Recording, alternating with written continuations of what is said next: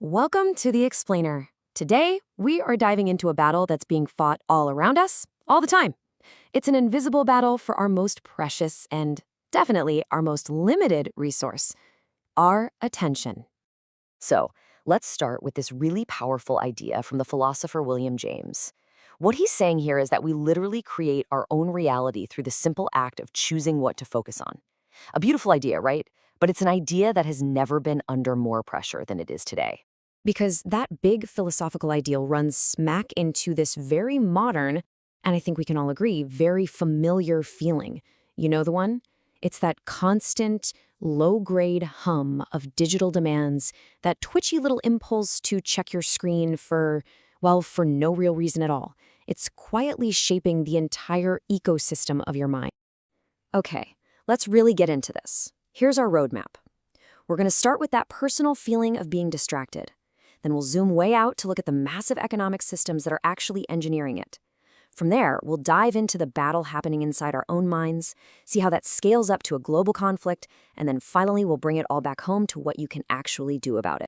First up, let's talk about that feeling, that sense of always being a little bit behind on something, but you can't quite put your finger on what it is.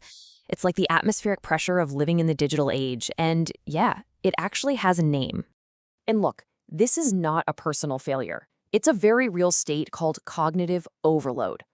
Think of your mind like a garden. The constant flood of notifications, pings, and alerts, it's like a sprinkler system that's just stuck on 24/7. The soil gets completely waterlogged, and the roots of any kind of deep, clear thought, well, they just start to drown. This number right here, this represents the hidden cost. Research shows it can take over 20 minutes to fully get back into a state of deep concentration after just one little digital interruption. Think about that for a second. Each notification isn't just a momentary distraction, it's a 20-minute tax on your focus. So where does this feeling even come from? Well, here's the thing. It is not an accident. It's the deliberate product of a powerful and unbelievably profitable economic system. In this system, your attention is the actual currency. Platforms like Instagram, YouTube, TikTok, they act as the brokers. They offer you free services, but in exchange, they get your focus, which they then package up and sell to the highest bidder. The whole business model is a simple but brutally effective loop. First, they harvest massive amounts of your data, everything you click on, pause on, or share. Then they use that to build a really detailed psychological profile of you. This allows them to sell hyper-targeted ad space, and the entire system is tweaked and optimized to keep you on the platform for as long as possible, so you generate more data and they can sell more ads. And this just brilliantly shows you the sheer scale of this economy. In 2022 alone, just two companies, Alphabet and Meta, pulled in a combined $341 billion from advertising.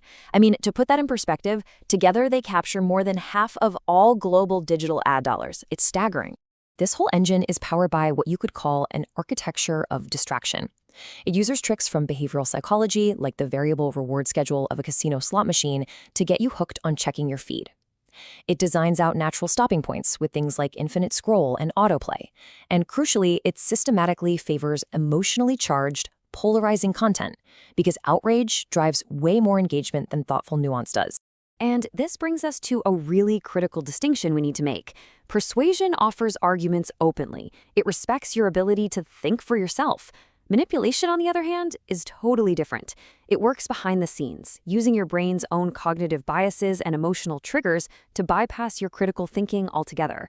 So the question we have to ask ourselves is, are these platforms persuading us, or are they manipulating us?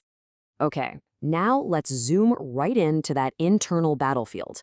Let's take a look at how these external forces are specifically designed to mess with the very way our own minds govern themselves. There is a useful model that suggests we can think of our mind as having an inner government with three key players. You've got the observer, which is like the wise regulator that provides oversight. Then there's the interpreter, which is the storyteller that creates narratives to make sense of the world. And finally, you have the reactor, which manages all our impulses and emotional responses. So here's the crucial point. The architecture of distraction is perfectly engineered to destabilize this inner government. The reactor is constantly getting triggered by notifications, chasing those little short-term dopamine hits. The interpreter then jumps in to create rationalizations for it. Oh, I'm just taking a quick break. And the regulatory observer, it gets completely pushed to the side. So conditions like anxiety and distraction, they're not just symptoms. They're a sign that our inner government is in a state of collapse. Now that we've seen this internal conflict, let's zoom out one last time. Because this very personal battle for our attention is now playing out on a global geopolitical scale. The core concept at stake here is something called cognitive sovereignty. And this isn't just about critical thinking, it's the very foundation that allows critical thinking to happen in the first place. It is our fundamental capacity for mental self-direction. And what's wild is how this concept scales directly. Your individual cognitive autonomy is your ability to just focus on this explainer right now. National cognitive sovereignty is a country's ability to protect its entire population's collective attention and decision-making from being hijacked by outside forces. This has led to a whole new domain of conflict that some are calling meta-war. The goal here isn't to capture territory, it's to dominate a society's mind space.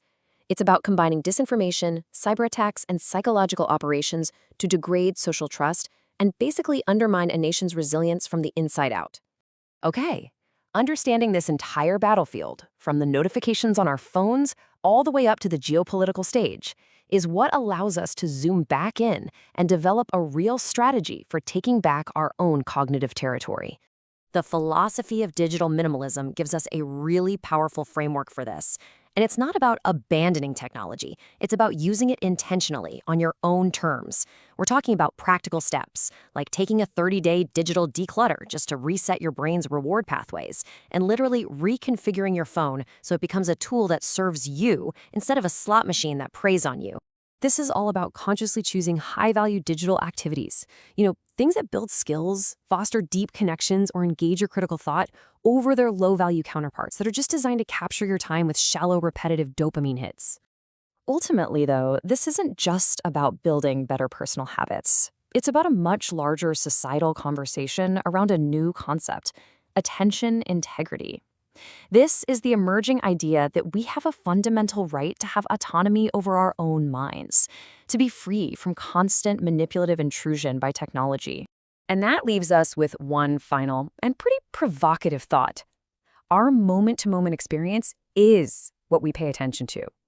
So on this invisible battlefield, if your attention is not truly yours, what is?